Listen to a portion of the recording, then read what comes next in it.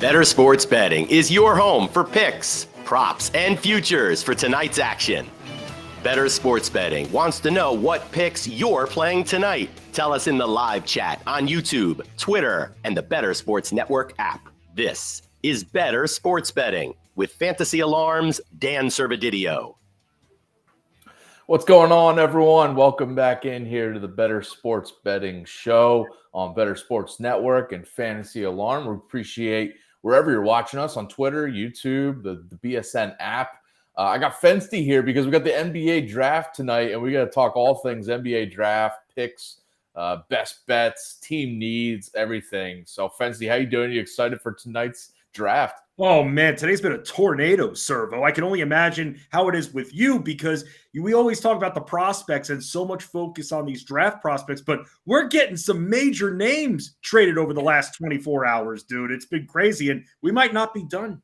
Yeah, we'll definitely dive in to how the Kristaps Porzingis trade affects the Wizards pick and the Bradley Beal, the trade that happened previously a few days ago. Chris Paul now headed to the Warriors.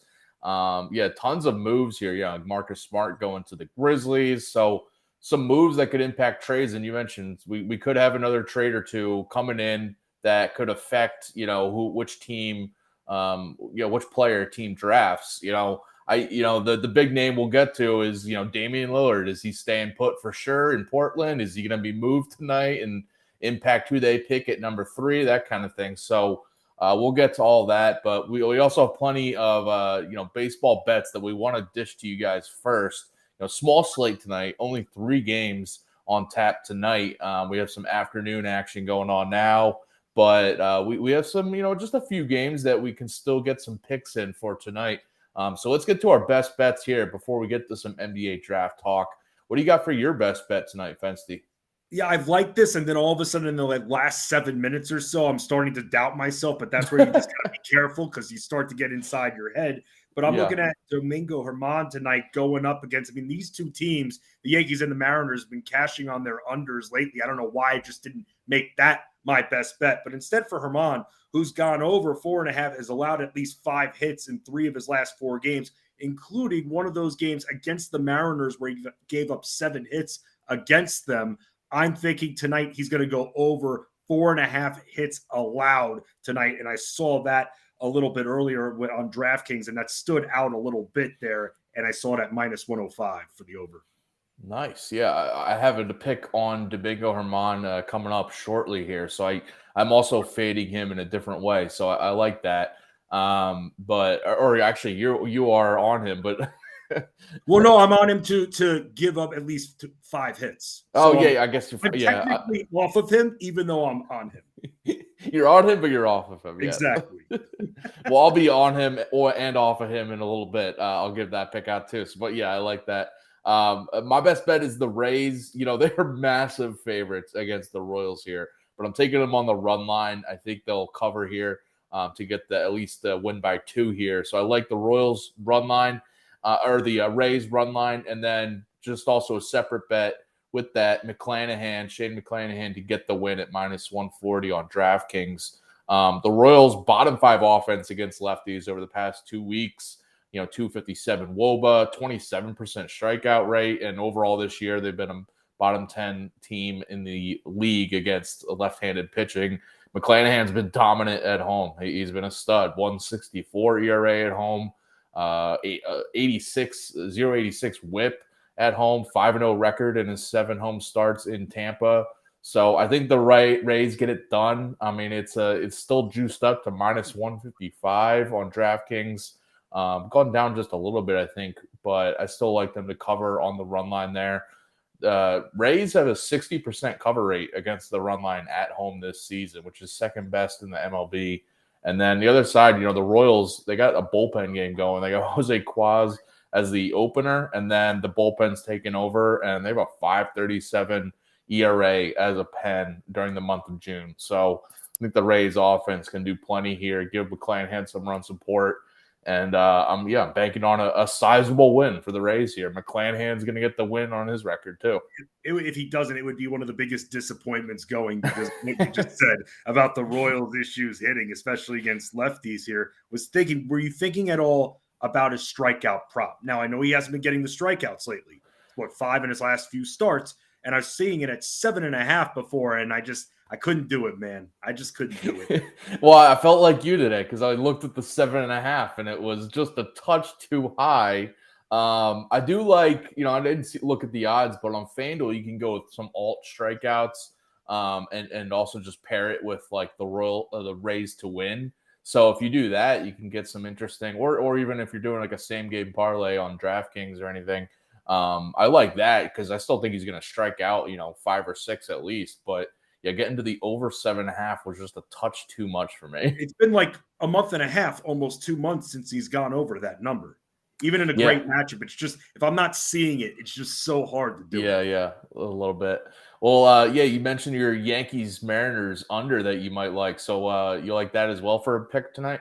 Yes, and it's been a little bit stressful 2 nights ago when all of a sudden the Yankees were scoring runs in the first 2 innings, but then after that it was done and it's gone under, and it's been around this number. I thought maybe if we could get a little bit lower here, it would make the books scare us off a little bit, but no, even with the pitching matchup tonight, both of these teams haven't been hitting well for the most part over the last few weeks, so I'm taking the under once again in 7.5. Okay, yeah. I'll stick with that game because I like the Mariners money line. Brian Wu has a 7.30 ERA this year in his 3 starts for the Mariners, but I think that looks a lot worse because his MLB debut came against the Rangers and he got thrown into the fire, gave up 6 runs over 2 innings, but he's been solid in his last 2 outings, so I think he can keep it going against the Yankees offense that is really struggling without Aaron Judge.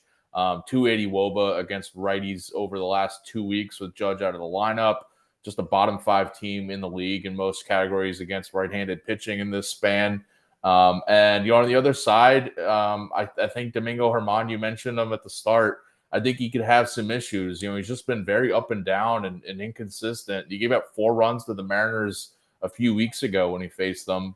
And the Mariners aren't hitting well, overall this year, and especially against righties, but they are drawing a lot of walks, and their offense has been playing, even actually better than the Yankees, if believe it or not, lately. So I like that side of things. And then just to cap it off, the Seattle bullpen is making me feel a lot better about the later innings than the Yankees pen right now. 1.96 ERA for the Mariners relievers over the last couple weeks compared to the Yankees 6.19 or 6.10 ERA as a pen. So yeah, I'm leaving Mariners money line in that one. So it seems like you and I regarding this game, and again, with only a few games tonight, there's only so many directions we can go. It seems like we're on the same page for a lower scoring game. And when I was thinking about the under once again, wondering if it was a trap because of the pitching matchup, the one thing about Wu, strikeouts. I mean, that's something that he's been getting over his last few starts. And yeah, you can say whatever you want about the White Sox, but what about the Angels, who struck out 7 of them, 9 against the White Sox? So thinking that he's at least been striking out guys and not allowing a lot of runs, because he's only allowed a couple here and 2 max in the 3 starts, it makes me a little bit more comfortable still betting that under at 7.5. Yeah. And Wu, by the way, if you look at his advanced metrics, he's got a 2.60 expected ERA this year.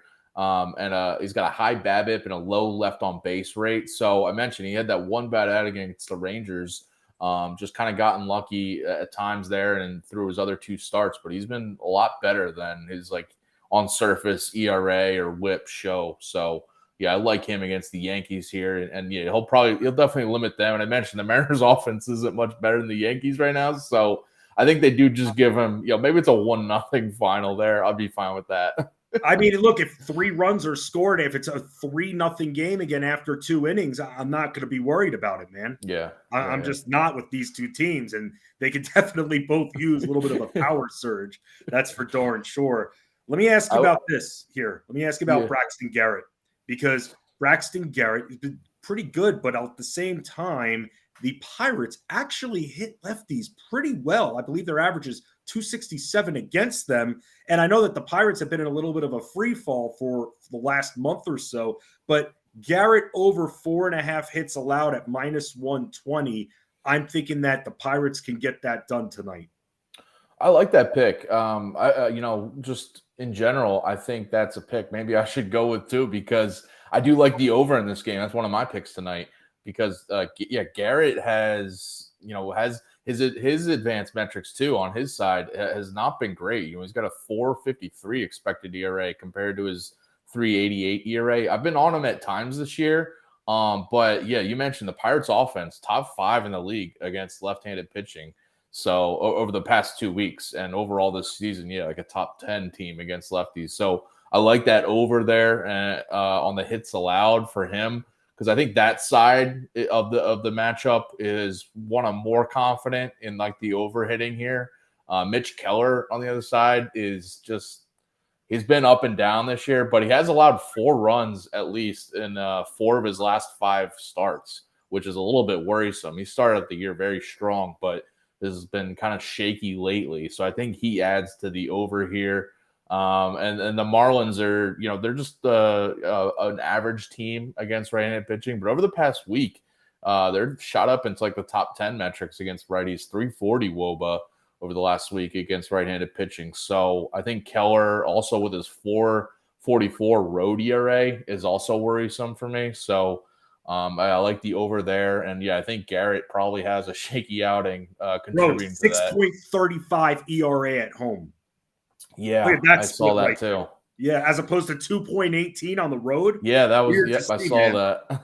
Yeah, very weird split right there. Weird one. I'll take the over there. I love how DraftKings has the hits allowed or earned runs allowed, walks, hits, runs, RBIs. I mean, I think that it seems like discontinued, but they also had that money line special promotion where if you pick the money line winner, but the team is up 2 at any point in the game, no matter what happens, you win the bet. But they've smartened up and taken that down over the last week. And by the way, so walks prop, I'll throw one out here, is Domingo Germán. I wrote it up for the underdog plays up on Fantasy Alarm. If you want to go check that out, get some more in-depth thoughts over it. But the Mariners are a team that draws a ton of walks. And you mentioned like you're fading his hits prop. I think he goes over the walks prop here too. I'm just, Domingo Germán. I have the stats in the article if you want to look at it, but he's gone over 1.5 walks a lot more often than you'd realize this season. So I'll take the over on his walks prop there. We need a crappy outing from Germán at this point here. Look who he's facing at this point. It's like we need him to be able to. We need the Mariners bats to absolutely wake up, right, against them. But still, not get it in the form of runs, just hits, and keep that under for us. Yeah. Live. By the way, if you haven't already, go get the fantasy football draft guide at fantasyalarm.com. It is up there for you guys. If you have the All Pro subscription at Fantasy Alarm, then you can get this draft guide for free.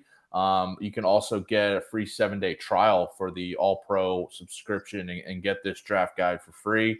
But it's only $26.99 overall if you don't have the subscription. But just get the subscription because we can make that back winning a couple bets or winning some DFS lineups as you put in those MLB DFS lineups tonight or any day this week. But yeah, go get the draft guide right now. Tons of draft content, best ball leagues, redraft, dynasty rankings. I think we just had the tight end rankings go up live on the site today from Andrew Cooper.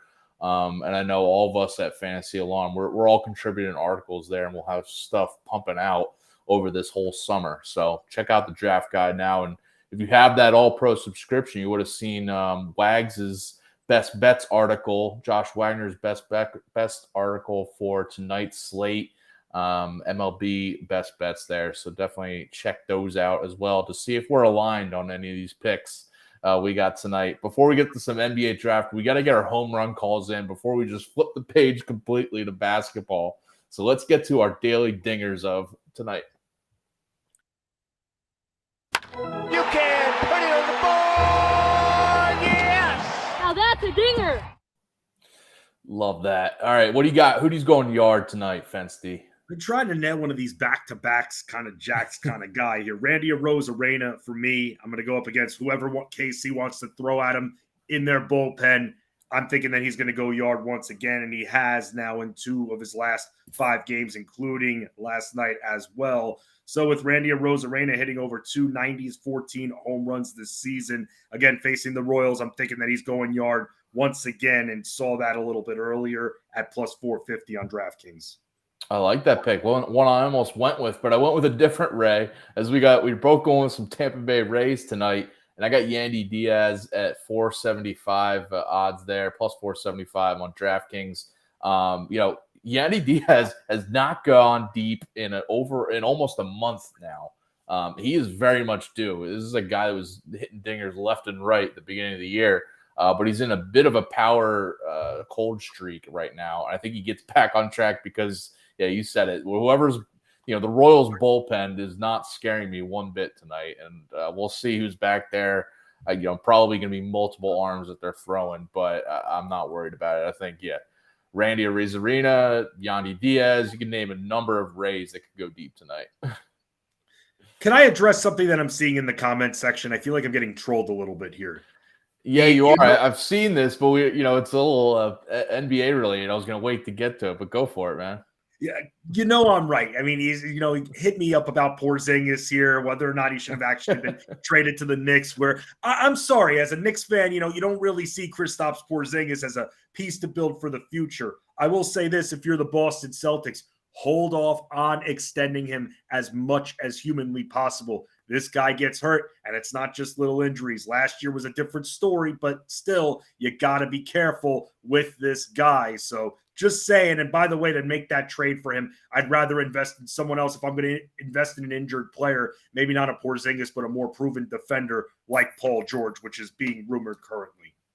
Yeah, Paul George is another one of those names that could be on the move. We'll see about that. But, yeah, the Porzingis trade, a great way to segue to our NBA talk here, because that trade that happened, gone official yesterday for the Celtics to get Porzingis and sending Marcus Smart to the Grizzlies. The Wizards get Trey Jones or Tyus Jones? Tyus Jones. I'm actually excited about that. I thought, what? Because of everything with John Morant last year. I mean, there were times when he's had to step up now over the last couple of years. Nice run and gun guy. So look, is he a future piece to build around? No, but you still want, when you're in a rebuild, you want fun players, and that's a fun player that they just got before making another trade. Yeah. And Chris Paul now headed to the Warriors, which is very interesting. And Jordan Poole is in that trade, right? He's heading out. Yes. Which is also just another, factoring into Draymond Green possibly returning and probably returning. He opted out of his option there, but the expectation has been maybe he's going to re-sign there with a different deal. So Jordan Poole looks like he's out. Him, man. That punch killed the chemistry. They just never got over it. Jordan Poole could never get over it. Nope. And you would see even in the playoffs at times, Draymond Green would be walking up to Jordan Poole to try to either advise him or to even just give him a little pat, like, good job. Jordan Poole wanted none of it. Yeah, he was ignoring him at times. That was caught on camera, Yeah.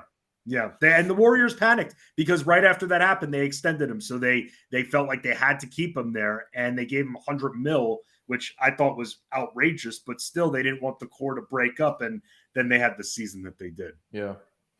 All right, so what we're going to do now is we're going to be going pick by pick for the at least the first, lottery picks of tonight's NBA draft, and just kind of telling you guys where to place your bets, what the team needs are for all these teams, because NBA's Fensty's glued into all the NBA teams that, from the past season and this off season with all these trades happening. And I'm more the prospect guy, the college guy. So we are just going to put our minds together and make some picks for you guys. Looking at FanDuel odds, Fency's got DraftKings odds on, so we'll try to get the best odds here for all these picks. Obviously the Spurs at 1, it's going to be Victor Wembanyama. There's no secret. There's no drama here. He's minus 50,000 on FanDuel to go number 1. Obviously no value in betting that, but just quickly on Wemby. I mean, everybody knows him by now, but How does he fit in with this Spurs roster from last year? Key guys that they are returning.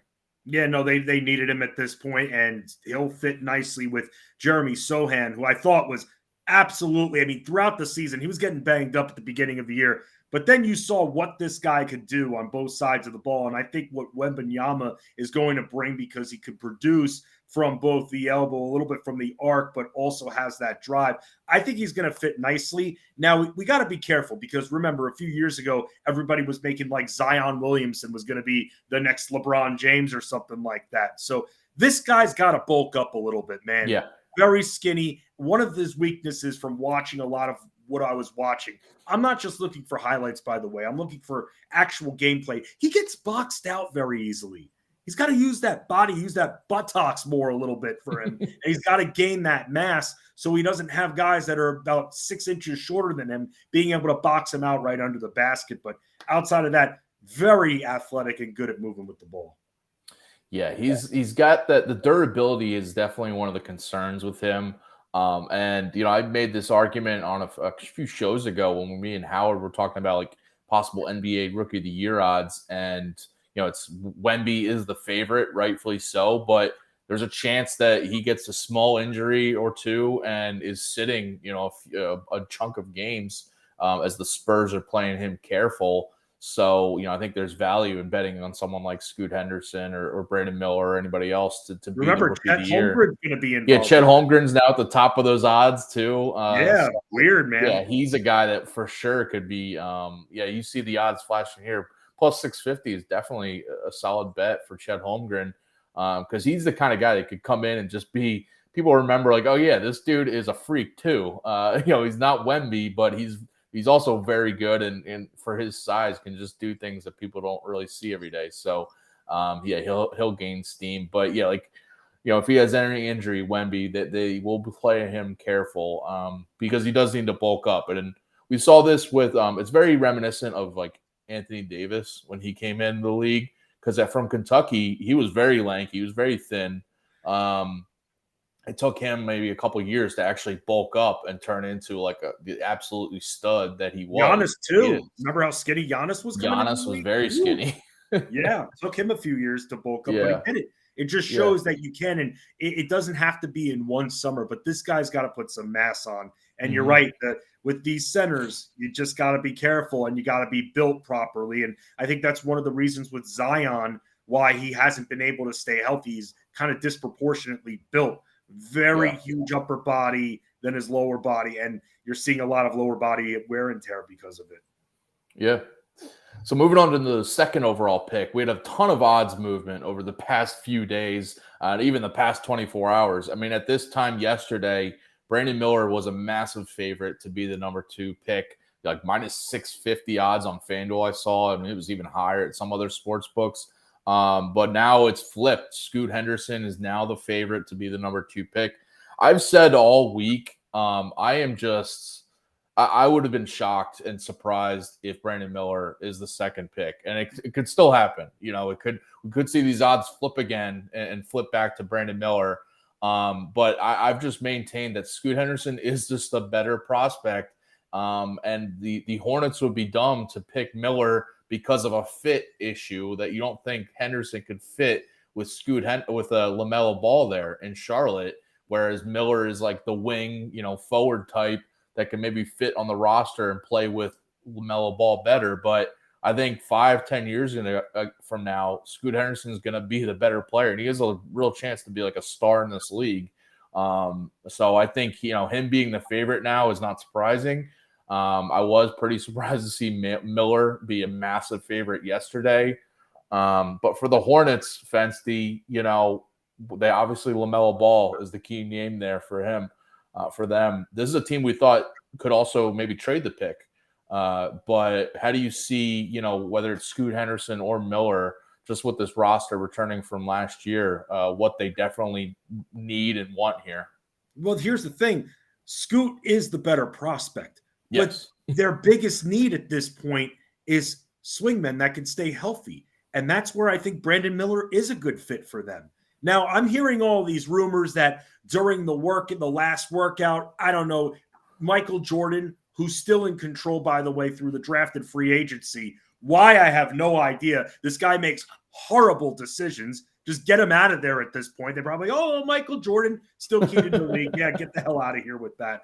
But here's the problem. They also have Terry Rozier as well, who's perfectly capable of going over to the point guard, solid combo guard. So that's my one thing, because I feel like when you have the number 2 overall pick, you want this guy ready to go. I'm not saying that you can't do what the Pistons tried to do last year originally with Jaden Ivey, bring him off the bench, have him play 27 to 30 minutes, ease the transition a little bit rather than just starting him right out the gate. But I just feel that the Hornets can't really rely on guys like Gordon Hayward anymore. They don't have a lot of forwards. Cody Martin was hurt as well. I feel that they need Brandon Miller on this team.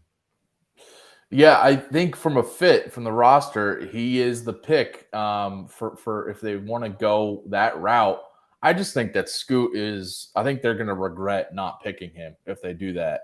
I know maybe they don't want another ball dominant scoring guard on this team next to Ball, but I just think when I watch these two guys, I think Miller, honestly. I know people aren't really saying it, and I'm not afraid to say it. I think there's a chance he could be a bust. I really do. I think an 18-8 guy who shot nearly 40% from 3 last year. Yeah, but if you watched Alabama last year, that team he played on, they were a fantastic team. They had a ton of talent on this team. They played up and down like an NBA team. His stats are a little bit juiced because of how often how fast they are playing on offense, and defensively, they had a ton of talent where he could make a couple mistakes and get away with it. I know he's good, good defensively with his length and all that, but and his 3-point shooting. I mean, the amount of times he had an open shot from deep because other guys were driving to the basket, or the defenses had to worry about other guys, or they were playing in transition where he just got some threes that were easy.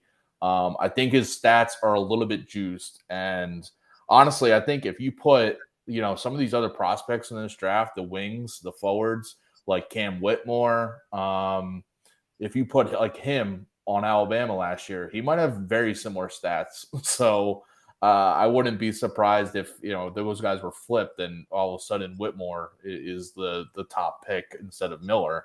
But yeah, I just think Scoot Henderson, the way he does, he just if you ever watch his highlights, you watch a game. He played a couple games against Victor Wembanyama when they scrimmaged, had some exhibition games, but just from the G League, he plays like a Russell Westbrook, plays fearless, just plays with a ton of confidence that he's the best guy out there.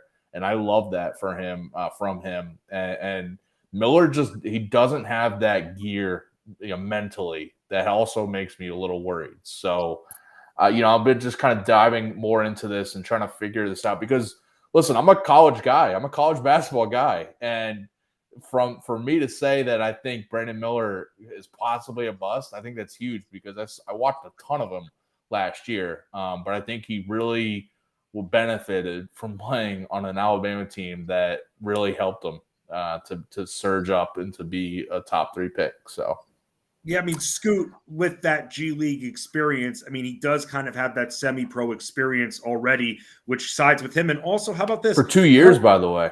Right. LaMelo Ball played 36 games last year. He had massive ankle issues, and it's not the first time he's been injured. His rookie year, he was also injured a decent amount as well. So maybe the Hornets are trying to hedge a little bit. Maybe they see what they got in Scoot, and then down the road, let's say if LaMelo's a little bit banged up, all of a sudden his contract starts coming up, they put him on the block, they could get some serious assets for him for a team that thinks that there's still a lot of juice left in LaMelo, still very young. But I think that it's not a ridiculous pick if they pick Scoot, and it's looking like that from the odds. It's just you're looking at what this Hornets team needs right now. They need wings. They need defenders. And if they have another guard, look, the Thunder made it work a long time ago when they had James Harden coming off the bench. Maybe they have Scoot coming off the bench. Maybe the Pistons were right when they were bringing Ivy off the bench before Cunningham got hurt. Maybe that does help out and lets him work against the second units rather than the starters who are much more skilled. Yeah. I think another thing to just kind of keep in the back of your mind tonight is the Hornets possibly trading down in the draft, or trading out of the pick altogether if they are offered, like a Zion Williamson or something. Because I think Scoot Henderson should be the second player off the board tonight. If the Hornets don't want to make that pick because they don't want the fit with Ball, or they want, a guy like Zion or anybody else to come in and join the team, I think there's a lot of teams willing that'll be moving up to 2. And I heard some, trade rumors and reports that the Hornets will be listening to trade offers, right up until they pick. So I could see them getting blown away with an offer where, Henderson is going to be the second pick. He might not be going to the Hornets, but he'll be the second pick, because I do think he's the clear number 2 pick in this draft. So at number 3, we got the Trailblazers, which they could be going with, standing put with Damian Lillard, right? He's another name that's been out there, but there's been some reports that he wants to be in Portland. He wants to stay there, as he has been out there too. People are just trying to create BS narratives. He's always wanted to stay in Portland this entire time. He has always said that, and it's pissing me off, man. He has said this from day one, and then people poke and poke. Yeah, he wants a successful rebuild. Duh. But Portland loves him, and he's always embraced, and he's always loved the city. And for the last few years, it's been these BS he wants out rumors. He loves the city. He is, I would argue, he is one, if not the most connected NBA player to their team city.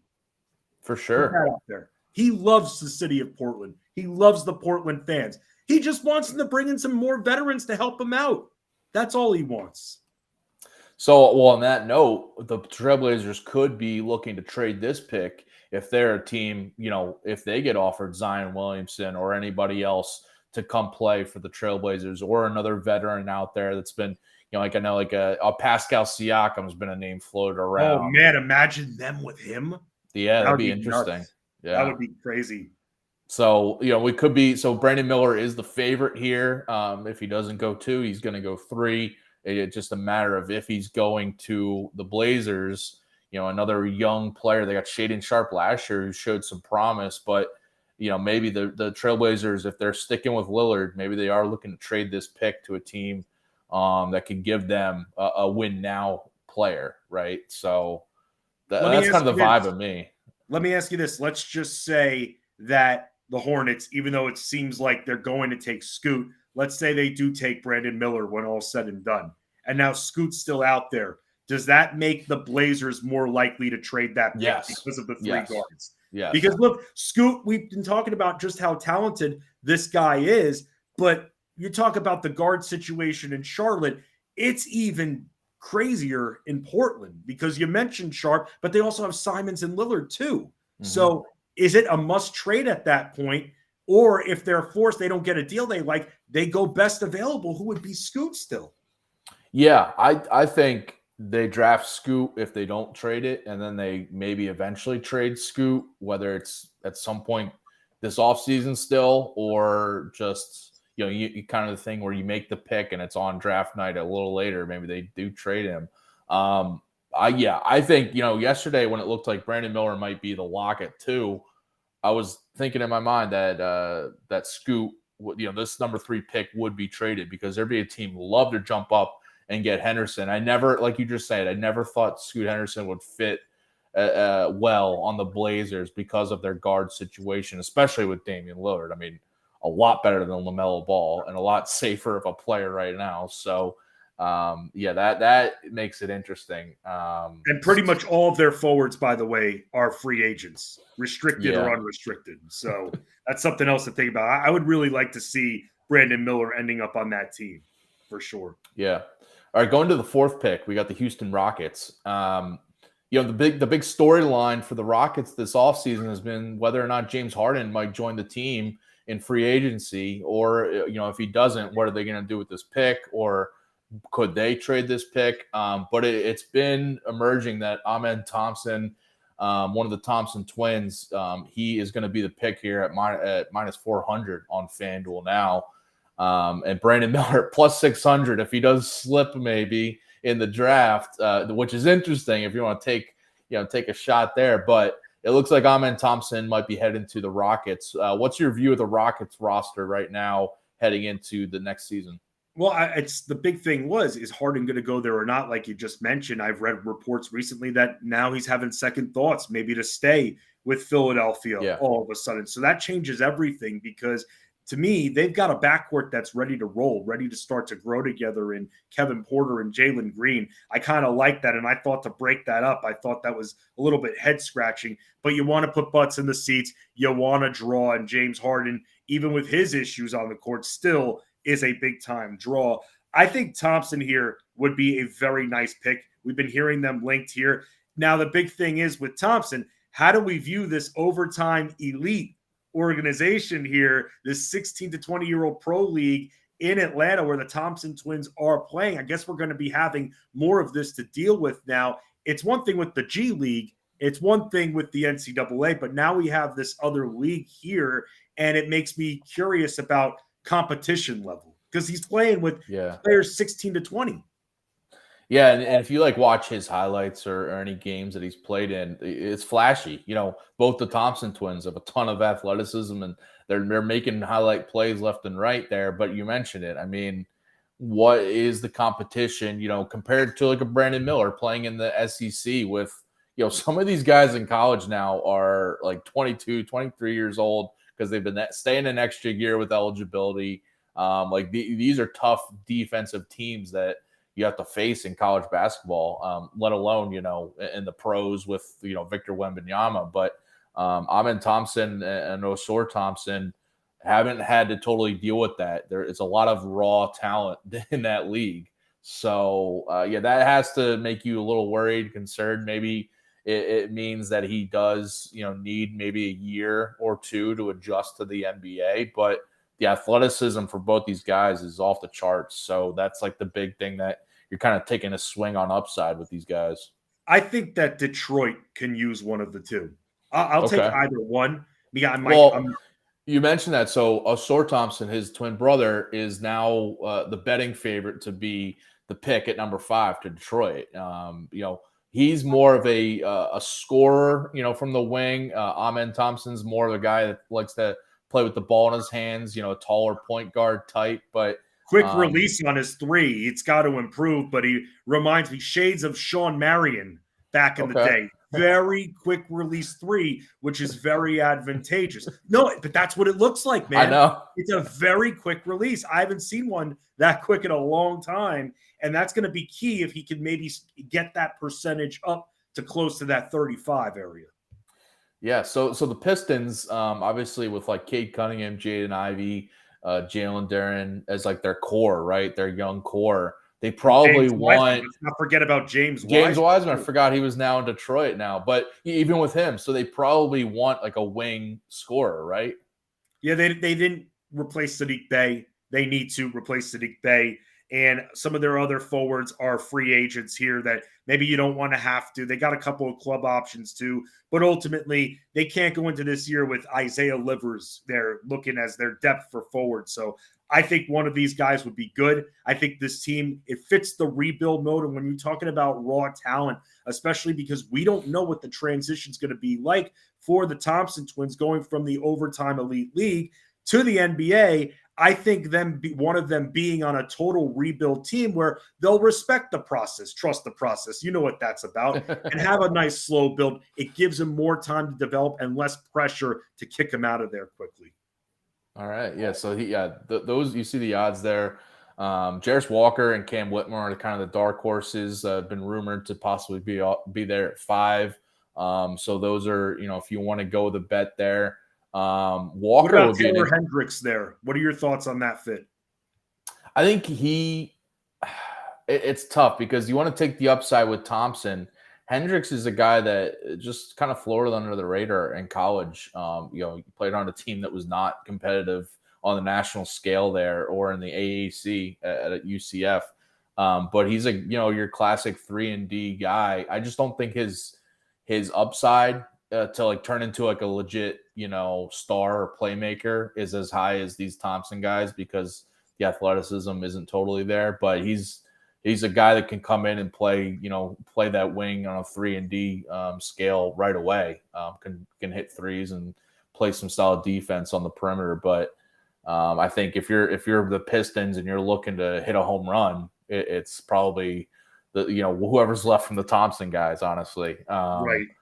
Same thing with like Jarris Walker and Cam Whitmore, comparing them. I don't think they have as high of upside as one of the Thompson guys. So that's why they are pushed to the front, which is interesting. And kind of going right into the 6th pick now with Orlando Magic, or Anthony Black has shot up to be the favorite here, the betting favorite at plus 145 now on FanDuel to be the 6th pick. Very interesting. How would he fit in with the Magic's lineup? They've got other guards. That's the big thing with them. I mean, they've got Cole Anthony, they got Markelle Fultz, and I know how much the organization loves Markelle Fultz. Once he came in, he was able to stay in, which was huge because the health hasn't been proven otherwise. So to me, as much as you watch tape on Anthony Black and you get blown away. I mean, this guy sees everything. Quick passes, no-look passes, good at feeding cutters, which is huge. Because it's one thing when you're just dumping the ball in the paint with 2 guys around you. It's another thing where you're threading the needle and anticipating where the guy's going to cut. I think this guy sees the court so well. But my big question is, with Cole Anthony still out there along with Fultz, and also you got Franz Wagner as well, who can rotate between the 2 and the 3. It makes me wonder if there's just too many cooks in the kitchen in the backcourt with Orlando. But like you were saying before with Scoot Henderson, maybe it doesn't matter. Maybe you see if this guy can perform better even in camp than a Fultz, than an Anthony, who is coming off the bench, by the way, Anthony, and you draft him anyway and see if he develops. Yeah, and the thing with Anthony Black is that he's 6'7", like a taller point guard, in a wing's body, and I think that has a lot of teams really fascinated with him to be. You saw it with like a LaMelo Ball, bringing it back to him, a taller point guard. It's just like a different vibe for a team. And you mentioned Cole Anthony, Markelle Fultz are more of a smaller guys, Jalen Suggs too, and not, obviously not a 6'7" point guard in any of those guys. So I think that's probably what the Magic are seeing here. Going to the 7th pick, we have, the Indiana Pacers here. Where do you think they go? Because there's been a lot of rumors about, and it might be just end up being whoever is at the top, best available for them, because it's like a Jarris Walker. You could see plus 100 odds on FanDuel, but Taylor Hendricks is definitely an option here for them. If a Cam Whitmore falls all the way down to, plus 650, there's a chance Whitmore slides a little further than initially thought. But any of those guys, what's the best fit, do you think, for the Pacers of what they're dealing with? The Pacers have a very big power forward problem. And I think Jarris Walker, dude, he plays bigger than he is. He's 6'7". I don't know if he's 6'7". He seems bigger, but he's big, he's wide, he's thick. He's someone that can fight in the paint. You watch any of his past games and you see him never give up on a play, boxes out nicely. And also somebody who's more of a traditional post player, not necessarily someone that just fades out to the arc, but you see him have a lot of up and under old school post moves from the middle of the paint. And that can work nicely because with Miles Turner there, they can have Turner kind of stretch a little bit more if they need him to go out on the elbow. And this guy can handle the paint. I think that's what they wanted for Jalen Smith, who hasn't really developed as quickly as they thought. I think this guy would definitely be great to clog up the paint for Indiana. And if they're planning on going with a guard with this pick, they might as well trade the pick for a veteran forward. They need help inside big time. Okay, so yeah, Jarris Walker is definitely the favorite there at plus 100 to go to the Pacers. So, Fency's telling you to take that bet right now if you want to lock that in. I like the fit. I like the marriage very much. Sweet.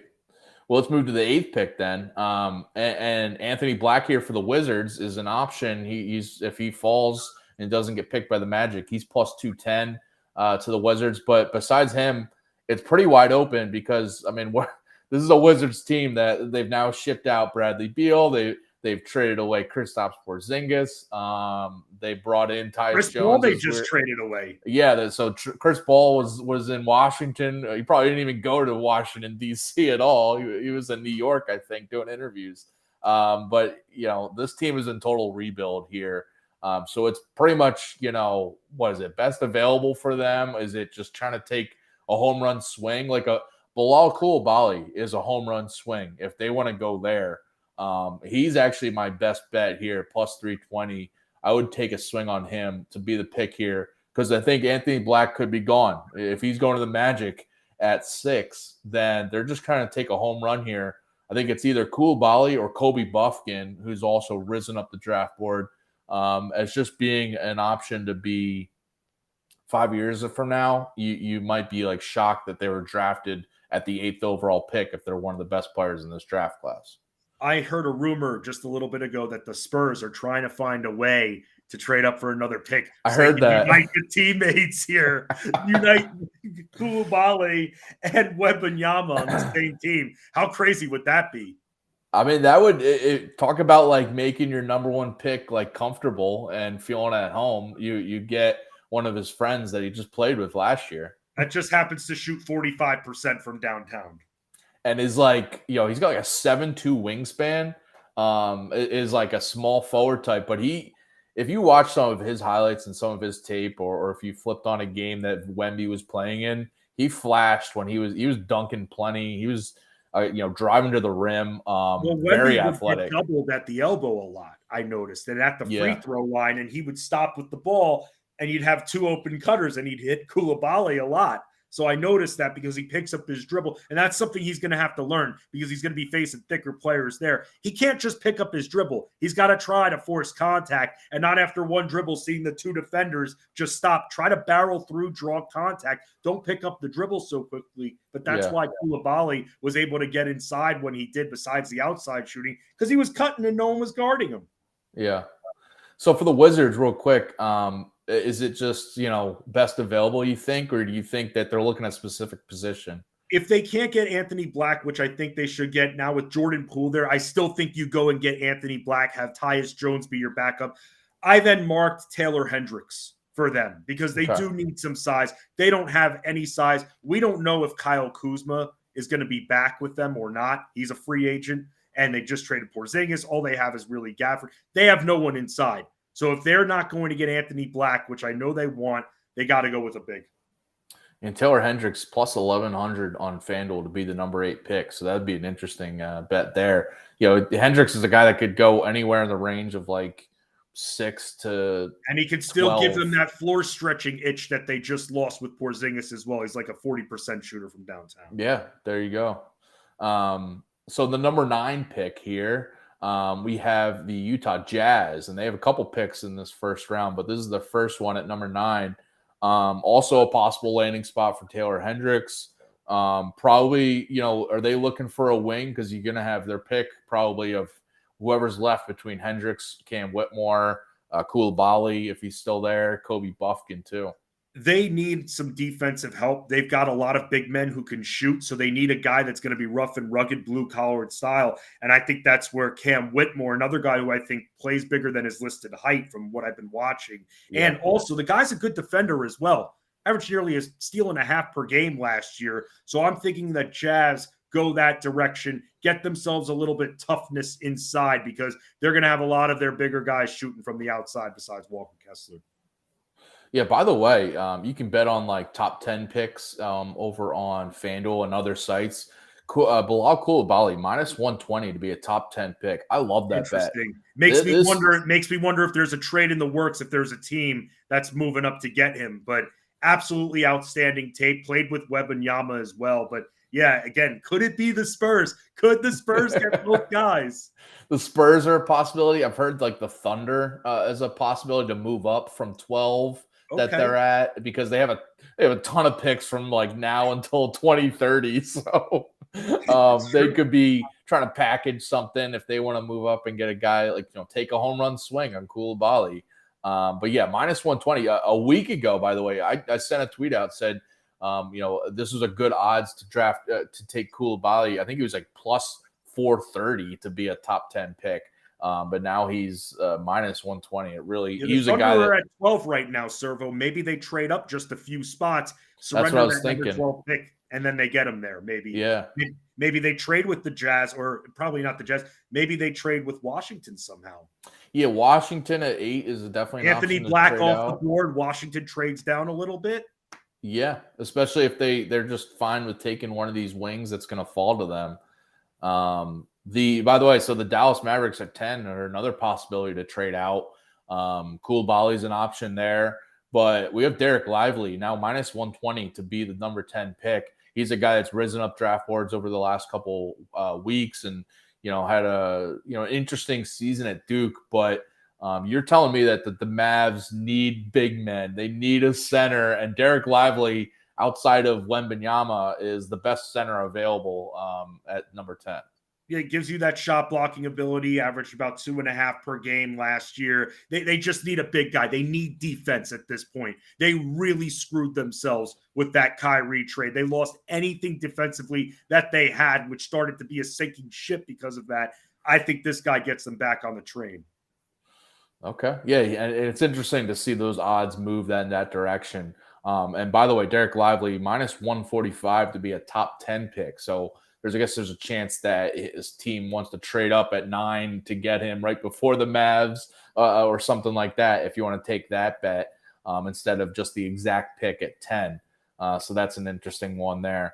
Let's go through some of these other teams quickly. We already touched on the Magic at 11, the Thunder at 12, the Raptors at 13. I want Buffkin for the Raptors, by the way. Okay, yeah, I was going to say, go in any direction you want. You want to talk Raptors real quick? Yeah, because here's the thing. We've been hearing for the last number of months that they're trading players and they don't trade players. They want to gauge OG Anunoby interest, but then they don't want to trade him. So we don't know what the roster to expect, and Fred VanVleet is a free agent as well. They need some scoring. The big question is, Servo, can Buffkin be that successful shoot-first point guard? Can he be that good combo guard? Because I don't want Gary Trent running this offense here. And I think Buffkin can give you that VanVleet-like scoring as well. What do you think of his ball handling? Is it going to be good enough to be a good point guard in the NBA? He needs to improve there. He's very much like a combo guard that can be a great scorer, but his ball handling just needs a little bit of work. It's just interesting at Michigan. If you ever watch a game by them, the amount of possessions that they played through their center, Hunter Dickinson, it's just it leaves a little bit to be desired of guys like Buffkin or Jet Howard because they didn't have a total freedom to be a true playmaker or true ball handler where they're trying to make possessions out of nothing on their own. So it's just a lot of times where if they needed a bucket, they dumped it to Dickinson down low, which might limit the amount of upside you see on tape, but the athleticism, the scoring is there for Buffkin to definitely emerge. Does Grady Dick at all fit this mold as well for them? He's lights out 3-point shooter. I mean, he can definitely be emerge as the best 3-point shooter a few years from now from this draft. It's basically him, and I think Jordan Hawkins is the other guy. And he's a guy that I would be interested to see which team lands him because he's a guy that could come in. I think Jimmy Bowden's Lakers are it might be the Lakers that move up there. Before we get out of here, I wanted to throw out just a couple of on FanDuel. You got top 20 picks that you could bets that you can make, and I gave this out yesterday. But Olivier Maxence Prosper at plus 110 on FanDuel to be a top 20 pick. He's a guy that could come in and help the Lakers or the Heat at 18, I think. Just be an extra big for them. We saw the Heat struggle when they didn't have as many bigs besides Bam Adebayo, and the Lakers too, outside of Anthony Davis. I think Maxence Prosper is a prime candidate to be a landing spot to either the Heat or the Lakers. So top 20 pick, I like one of those. Not bad. And if that doesn't come through, I think he'd be a nice fit with the Celtics, getting more size for them. Someone to complement Porzingis nicely. He'd be good with that. Yeah, and the Celtics now have a couple picks they could be trying to move up further if they want to get one of these guys. Before we get out of here, and we do have to get out of here, just give me your final thought on the draft. What are you most excited for, or any last-minute bets? I want to see if there's one more trade, one more with some names in it. We've got a few names swirling around. I want to see if Zion Williamson is traded tonight, which would be comical, because I'm telling you, 5 years ago, we were talking about him like he was going to be the next greatest power forward of all time. He's a one of one. He's this, he's that. And now everybody wants to kick him out, it seems like. Yeah, we'll see. He's a name. And if you listen to Bill Simmons' podcast, as I do, he said that a source in the NBA said that Zion Williamson won't be on the Pelicans after draft night. So they're not on the same page. And when the Pelicans got CJ McCollum and Zion Williamson didn't even call him and welcome him to the team and stuff like that. Bad sign. He and the organization have been not on the same page for the last probably close to a year, it seems like. Yeah, so we'll see if Zion Williamson is on the move tonight or any other trades. I'm definitely excited. I know me and Fensley will be following along with you guys on Twitter and just texting each other some reactions. But coming up next is the MLB Quick Pitch DFS live show. It's myself and Adam Ronis talking some MLB DFS lineups for you guys tonight. Definitely tune into that at 5 o'clock Eastern, coming up in 5 minutes here. Appreciate everyone tuning in tonight. Enjoy the draft. Enjoy all your bets cashing with me and Fensty. Appreciate it, everyone. Good luck. Bettor Sports Betting on the Bettor Sports Network.